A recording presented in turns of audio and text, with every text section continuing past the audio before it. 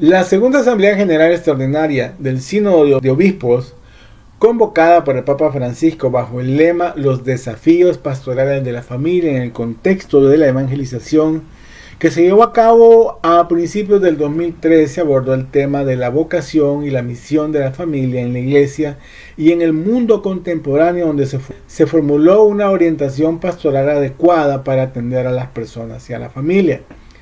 Por lo que el Papa en el 2016, en su exhortación apostólica Amoris Laetitia, la alegría del amor, donde reflexiona sobre el diálogo, la praxis pastoral, nos hace valorar los dones del matrimonio, como son la fidelidad, la paciencia, y nos alientan a ser signos de misericordia.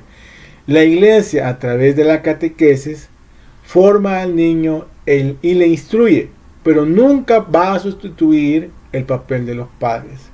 Una vez adultos, estos niños cuyos padres no se preocuparon por dar ejemplo, por ser luz, terminarán produciendo seres humanos sin fe, deshumanizados y sin una visión de esperanza. Y solo el anuncio del querigma y una nueva evangelización podrán hacer la diferencia. Te invito entonces a ser un agente, hermano, de cambio y a convertirte en un evangelizador de calidad. Ahora bien, nuestro trabajo en el pastoreo dentro de Renovación Carismática va más allá de impartir conocimiento, que lo hacemos, por ejemplo, en los crecimientos, pero implica formar cristianamente a nuestros hermanos de manera integral, siendo maestros, educadores y testigos, ofreciendo una enseñanza plena y completa.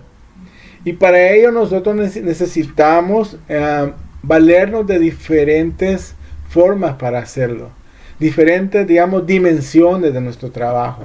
La dimensión humana y cristiana, por ejemplo, que implica formar personas maduras, creyentes y de buena conducta. La dimensión del saber, es decir, educando al hombre y la vida del hombre. Debemos tener fidelidad en el mensaje, estando seguro de lo que enseñamos y conociendo al destinatario y conociendo también su contexto social, porque difícilmente vamos a poder evangelizar a alguien si no conocemos cómo es su vida, dónde vive, dónde se desarrolla, qué cosas están pasando a su alrededor. Para las personas de hoy en día es muy difícil vivir la fe. El mundo ofrece placer, diversiones, vivir bajo la ley de menor esfuerzo, nos ofrece falsos ídolos. Hay una secularización actual tremenda en este momento. En diversas ideologías van planteando nuevos retos a la iglesia y a nosotros también como pastores. Entonces tenemos que estar actualizados con todo lo que está pasando y poder dar una respuesta a todas las dudas de nuestros hermanos. Vivimos en un mundo pluralista, secularizado, lleno de incredulidad e indiferencia religiosa.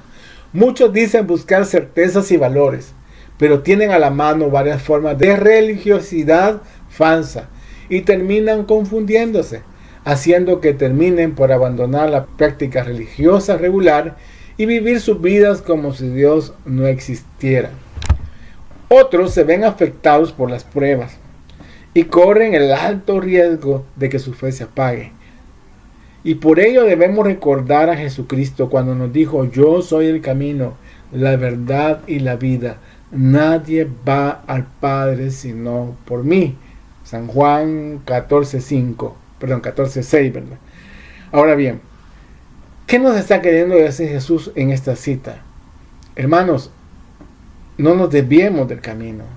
No nos confundamos, no dejemos que ideas falsas lleguen a nuestra mente, que ideologías falsas vengan a confundirnos, que hay ideologías orientales hoy pululando de diferentes formas alrededor de nosotros. No caigamos en ese juego, no nos vayamos tampoco por ir creyéndole lo que la sociedad muchas veces inventa y crea.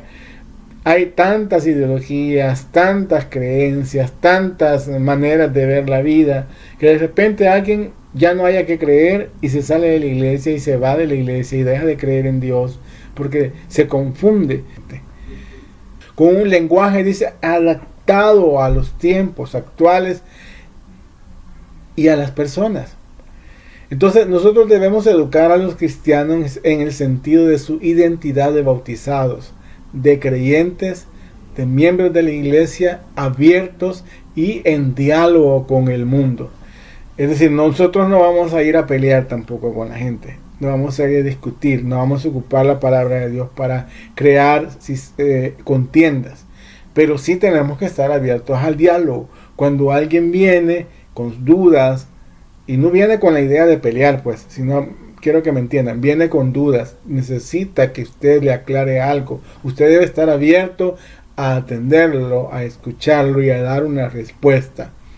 Hoy nos encontramos, mis queridos hermanos, ante una situación religiosa bastante diversificada y cambiante.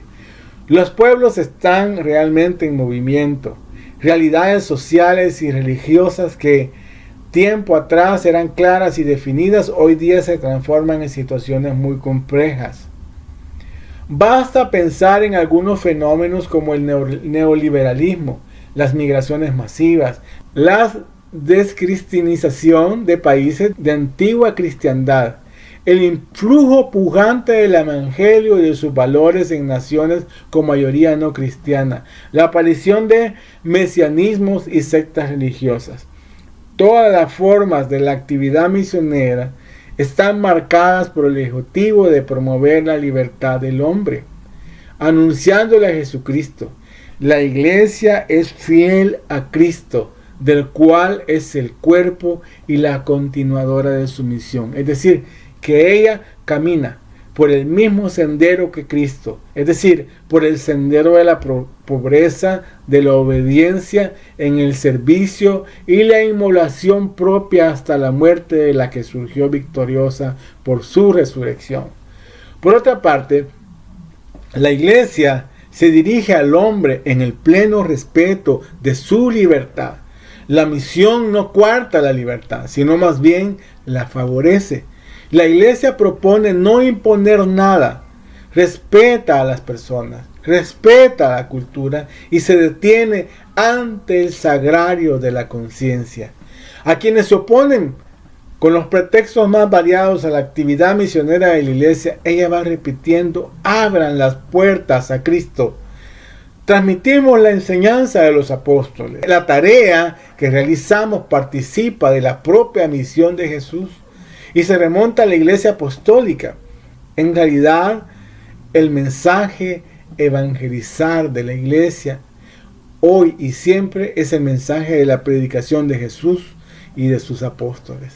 Por tanto, somos testigos y eslabón de una tradición que deriva de los apóstoles, quienes catequizaron, transmitieron el evangelio y a su vez nosotros lo recibimos, como dice en 1 Corintios 15:3, les transmito lo que a mi vez recibí. Es decir, nosotros hemos recibido de otros el mensaje, nos preparamos para luego dar ese aporte a la iglesia.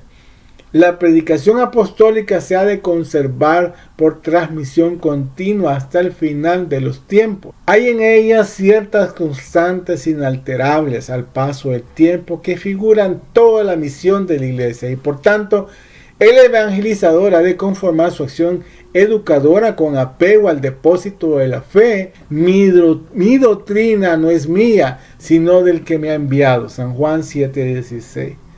Es decir, no estamos transmitiendo algo que hemos inventado. Estamos transmitiendo el mensaje de Jesús. La acción formadora de los apóstoles es uno de los pilares sobre los que crecen las primeras comunidades cristianas. Por eso en Hechos 2:24 nos dice que acudían asiduamente a la enseñanza de los apóstoles, a la comunión, a la fracción del pan y a las oraciones. Todo esto nos va creando esa atmósfera que nosotros necesitamos para desarrollarnos, para tener esa enseñanza integral al hombre y a la sociedad actual. No somos un ser aislado, hermanos, que transmite una tradición muerta. No, no es así. Para transmitir el Evangelio, que es invitación actual al hombre, necesitas estar abierto a los problemas y deseos de la persona y del entorno donde esa persona vive. Debemos compartir los gozos, las esperanzas, las tristezas, las angustias de los hombres y comprometernos con ellos. Precisamente es esta la sensibilidad para lo humano, la que hace que su palabra catequizadora pueda echar raíces en los intereses profundos del hombre e iluminar las situaciones humanas más urgentes, promoviendo una respuesta viva al Evangelio. La tarea nuestra es profundamente humanizadora. Da a conocer y vincula a Jesucristo, que es la afirmación del hombre. Transmite el Evangelio, que es un mensaje que encierra un sentido profundo para la vida y responde a los deseos más hondos del corazón humano. Inicia en el compromiso social, abriendo al cristiano a las consecuencias sociales de las exigencias evangélicas. Sin la catequesis que se le imparte a los cristianos, no podrían desarrollarse en el mundo una acción comprometida realmente evangélica. El nuestro es un servicio, y un servicio educativo a unos hombres concretos. Realizamos la tarea de estar atentos, no solo al mensaje del Evangelio, sino al hombre a quien va dirigido.